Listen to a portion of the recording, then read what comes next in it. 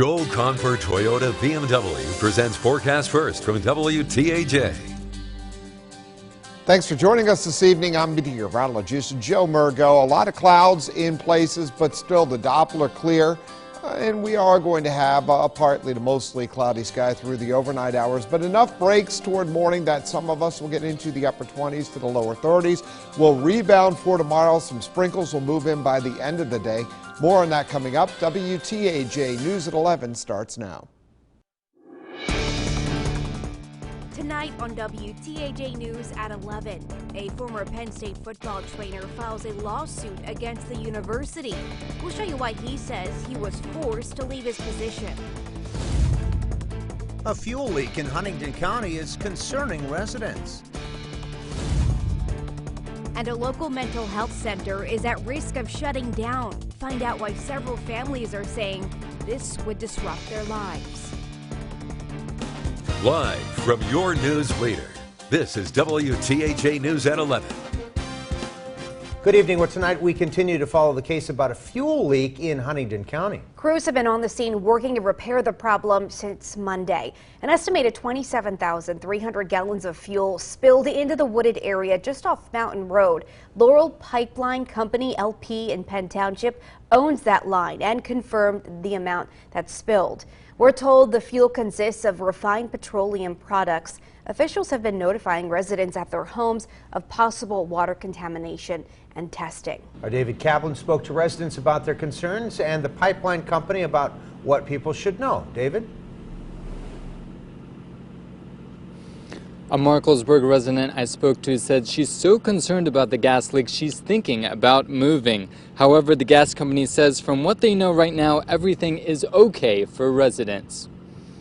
Mary Ann Butler was driving with her fiancé on Mountain Road in Marklesburg Sunday afternoon when they noticed something unusual. We went past the pipeline and there was a strong odor of gas.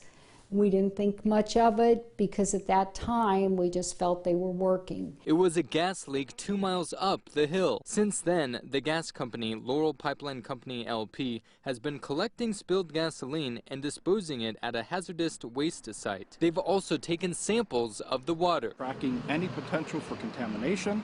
So far, there has been no evidence of contamination of public water or running water. Butler said a pipeline company worker came to her door Wednesday and said they're testing the well water. That testing will be finished Thursday morning. She says she wonders why they're saying it's safe to drink the water if the testing results won't be known till Friday or Saturday. Joe Thompson, director for Huntington County Emergency Management Agency, says crews have been checking their water samples under the ground every 30 minutes for contamination, and so far there's been no sign of gas close to water. Right now, I do not feel comfortable or safe drinking the water or taking a shower or washing my clothes or dishes. Repair work on the pipeline should be done in a few days.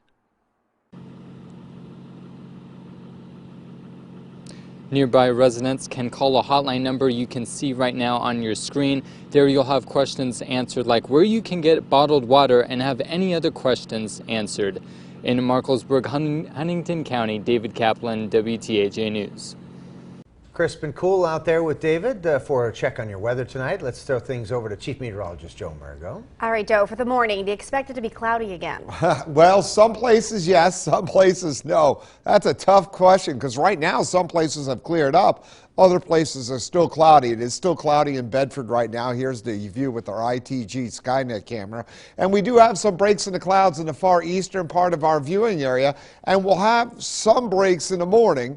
But then the next system comes our way, and look at all these thick clouds across parts of Ohio, Indiana, and Illinois that will also be coming our way with the next system. And with that, there's some warmth trying to move northward. It's in the 50s at this hour in Des Moines. You can see that broad southerly flow, and eventually some of that milder air will try to move into our region. But right now, there's just not much wind around.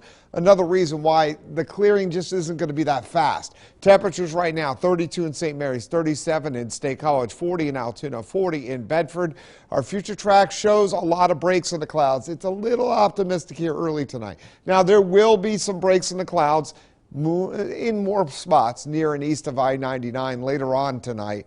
And it's going to be chilly, but not quite as cold as it can get this time of the year. Low temperatures, upper 20s to near the 30-degree mark. There can be some breaks of sunshine early, but then clouds will thicken up and there could be some sprinkles in the afternoon. Temperatures tomorrow rebounding a little bit more than they did today. I'll talk more about this and some more prospects of a cooler rain coming over the weekend with your 7-day forecast in a few minutes.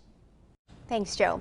Tim Bream, a former Penn State football trainer who also served as the in-house advisor for the Beta Theta Pi fraternity, filed a lawsuit against PSU, claiming he was wrongfully terminated. Our Evan Hinckley investigated the case to see if Bream's connection to the fraternity hazing case could be grounds for him to get a poor review as an athletic trainer.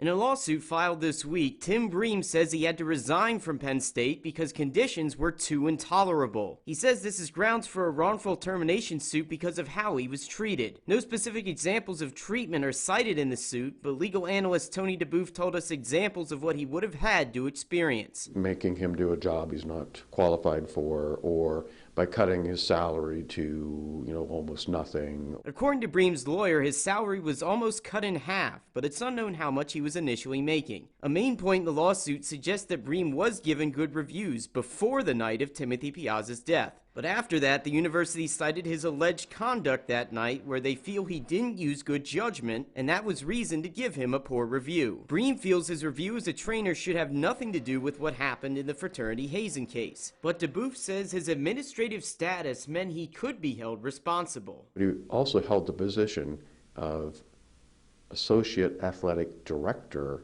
for all training services at Penn State. So he was actually in the athletic department as an administrator and as someone that had responsibilities. Responsibilities that a judge or jury could feel extended to the Beta Theta Pi house. At this point, it'll just be up to, I guess, both sides to make a decision on whether they want to settle something or whether they want to go to trial. Reporting in Center County, Evan Hinckley, WTAJ News.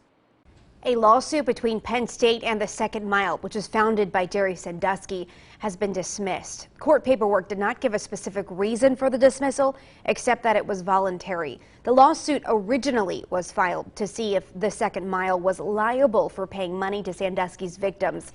To date, Penn State has paid $118 million in settlement costs related to the scandal.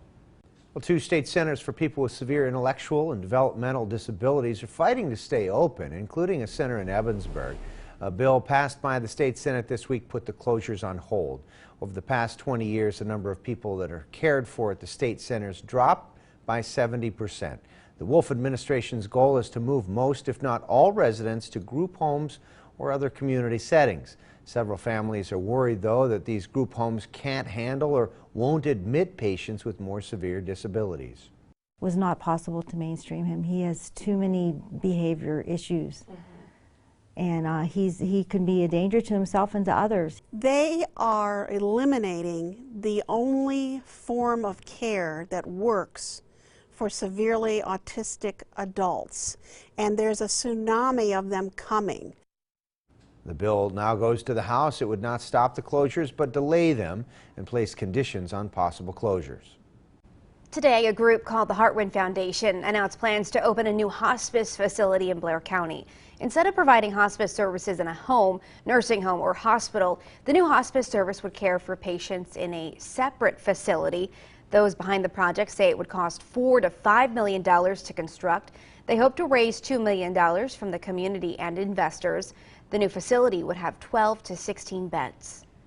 2 local leaders in the fight against drugs are getting national recognition next month. Dr. Janice Pringle, founder of the University of Pittsburgh School of Pharmacy Program Evaluation and Research Unit, and Judy Rosser, Executive Director of Blair County Drug and Alcohol Partnership. Both Pringle and Rosser trained pharmacists in Blair County to detect substance use disorder when screening patients. They evaluated the sustainability of screening, brief intervention, and referral to treatment. We are giving the tools to those systems and our community partners so they know what to do. So when that happens, they see someone who needs care, they know who to call. Rosser and Pringle will get the award from the National Association of Chain Drugstore Foundation. There are plans to take their research to other communities in the country. The Bellwood School is changing the way people access not only their building, but their classrooms. The superintendent says this is just one of many steps to keep their students and staff safe. You can see there the school district just finished installing new door locks that no longer work with traditional keys. Instead, employees will have key cards and bracelets. Superintendent Dr. Thomas McEnroy says it's become more important to keep track of who can get in. The new locks also allow the school to go into a lockdown procedure in just a matter of seconds. So all of us will have our cell phones with us, administrators and so forth. Anyone can turn those locks, that emergency on or off. Any employee can do it. McEnroy says the new system is just one step in a lifetime goal of school safety. The school district will also look into installing an HVAC system so teachers won't have to leave windows and doors open to keep cool in the warmer months. Well, still ahead on WTAJ News at 11, a bill to raise the minimum wage is a step closer to becoming law. We'll show you what changes it could make for workers. And clouds were stubborn today, and more clouds are coming our way later tomorrow. I'll explain all that coming up.